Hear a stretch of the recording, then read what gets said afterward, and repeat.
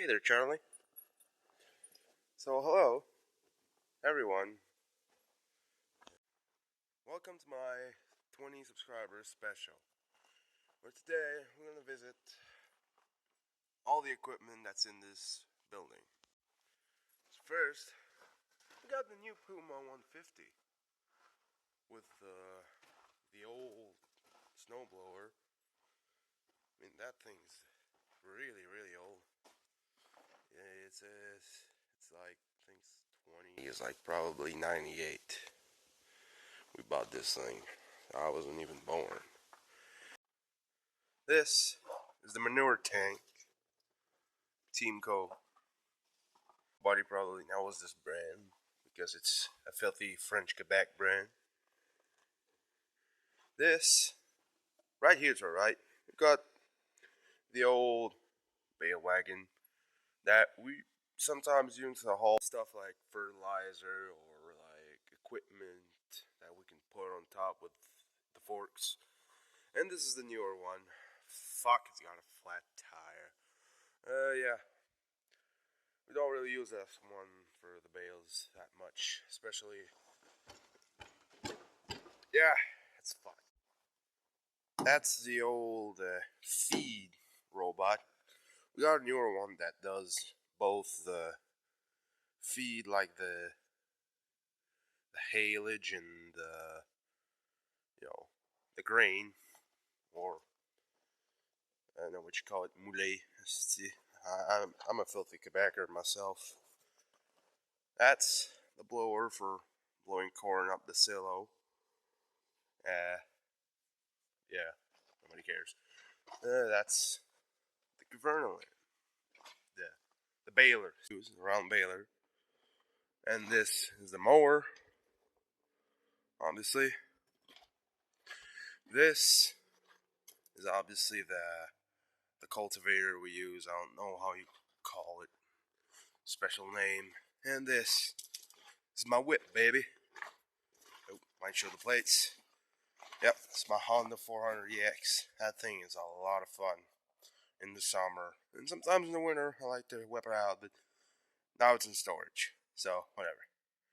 Now here is my favorite part, the combine. It's got a Cummins. Well,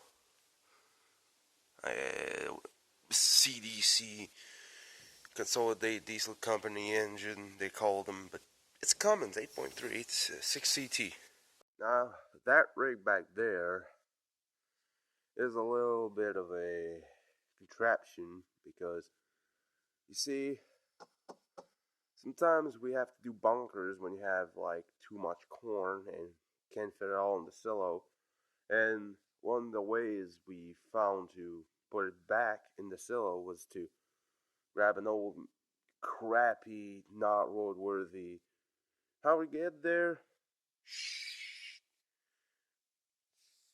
Hay wagon that we've cut a hole in the top so we could load up the feed with the loader, and I guess then we could use a PTO to just get in the blower right here and put it in the silo. Excuse me, I'm not used to speaking English that much. Up there we got the header for the combine. The new one, the old one's, I think it's here on the other side, or actually no, it's here, and it's in the snow right now. And right there we got the grain drill.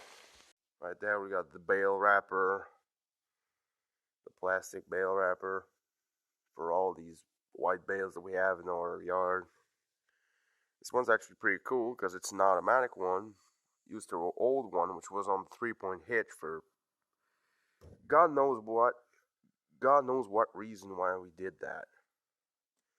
Like, honestly, the fact that it hooks on the main hitch is really way better for, moving around and stuff. And we got the John Deere lawnmower. For a case guy, I love this mower. It's pretty good. Thought I'd use my old one way more, but fell in love because it's got four-way steering. It's actually really good. And then, right next to it, we've got some sort of a industrial tree grinder, or whatever you might call it. It's a foresting machine. You back into a tree and just chops it up into little bits. It's actually pretty cool.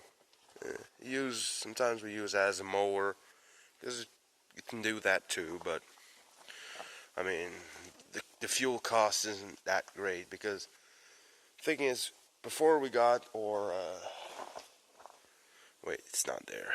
Crap. Orsi brush cutter. We actually use this because the previous chopper was really crappy. The previous, brush cutter, brush hog thing, majig, was an Omar really bad brand. Well, as far as our experience, it just kept breaking and breaking. And, the rotor would get unbalanced as fuck and just rattle you to death. A really bad one. Log splitter. That's our itty bitty wee torn planter. We're gonna sell it because honestly, it's so itty bitty tiny, And for what it was before, had the plastic wrapper, which, well, not wrapper, but kind of, it's hard to explain. It's like, it kind of puts like a tent on top of the rows, which in our climate helps it grow a little faster. The corn will start a lot faster actually, even compared to not with the wrapper. We did the test, but the thing is, the plastic got so expensive. That thing would just parts would break all the time, and parts aren't available all the time. So that kind of has to go. It's the thing with farming. You know, we don't really like old crap because parts aren't always available. Like this thing. I'd like to start it for you, but it's a John Deere. It doesn't start in the winter and even in the summer sometimes because for some reason it keeps draining the batteries. Of course, we could throw in a new battery, but then we'd risk paying a new battery, which sucks. But, this thing. Went to a John Deere dealership, said they couldn't fucking do anything. Went to a BRP dealership, said they couldn't do anything, so we had to send the computer to the States so they could look at it and tell us that it's fucked. And we knew one, so we ordered a new one, and now it works half the time. I like this thing. I won't like this thing. It drives amazing. It's actually pretty fun, but the thing is, it's giving me a hard time. Well, giving me and my dad a hard time. Mostly my dad, because he's the one that bought it, and he's the one that runs the farm with it. Ugh.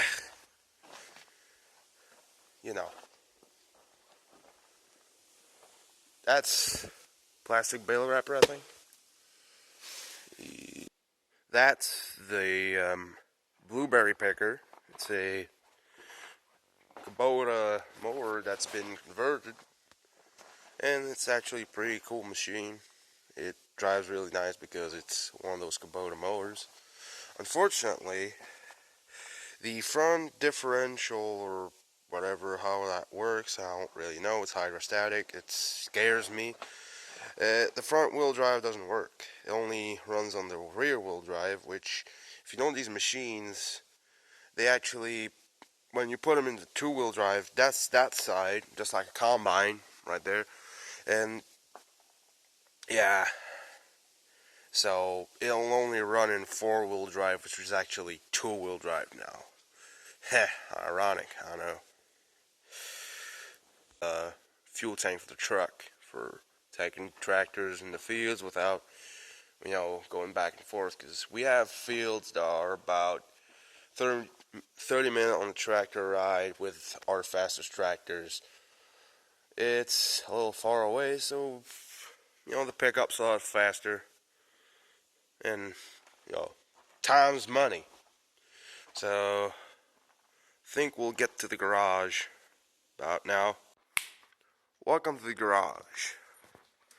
Now here you see there's the manure spreader, a Gel. Fuck you, Gel. Just, why couldn't you keep making stuff for farmers, Because we're broke, yeah. That's why. In the good old Poly Iron 684 International. This has been a workhorse of a tractor for all its life since, 84. That's when, my dad and my grandpa bought it. Mostly my grandpa, because that's the guy who was running the farm back in the day. And now it's my dad, and you don't care. Yeah. That runs, for now, it runs the bale chopper for the dome back here, where we keep our non-lactating cows, right there. And, seems that, right, yep, that's straw, because we also, I think, or is it straw? Yeah, no, it's straw, because we also chop hay bales sometimes with it, to put in front of the cows, but, yeah, this one's got the straw for the bedding. My God, I'm long-winded. Sorry, I'm not used to making long videos that are this side and more than a minute. And most of these videos, they're chopped down and usually edited real quick on the fly. That's the nature of shorts, and YouTube likes them. They like promoting them just enough so I don't get views, but not enough so they can pay me, which I don't really care, honestly. I've got other things to do on YouTube, and pretty happy with what I'm getting. 1,000 views on a video is 1,000 views on a video, is 1,000 eyes. And yeah, that's why I keep telling myself, so I can go not crying in bed. And that's a blueberry sprayer, which doesn't really spray. It actually has sponges which kind of, they hit the brush, basically, that grow over the blueberries. And, the blueberries, they're like about here, and the brush is about, up to there and beyond. So it mostly doesn't touch the blueberries, but we'll always, for safety reasons, yeah, it's Roundup. It does what it does, and safety reasons, we only do it on fields that aren't growing that year. And, this way of doing it is theoretically safe, but we all know that these things drip like a motherfucker, So, and even if they didn't, the leaves and the branches don't, Roundup doesn't stick like glue. It'll run down eventually, the blueberries, and it's still kind of not the best thing, which would be to just rip them up by hand, and that's long, so not good for profit, and this is the remnant of the previous John Deere mower we had.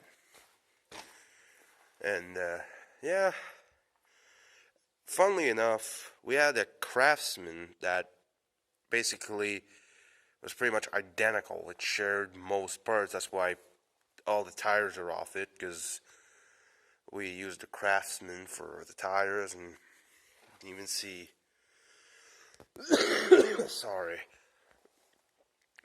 that wheel is not from that tractor originally.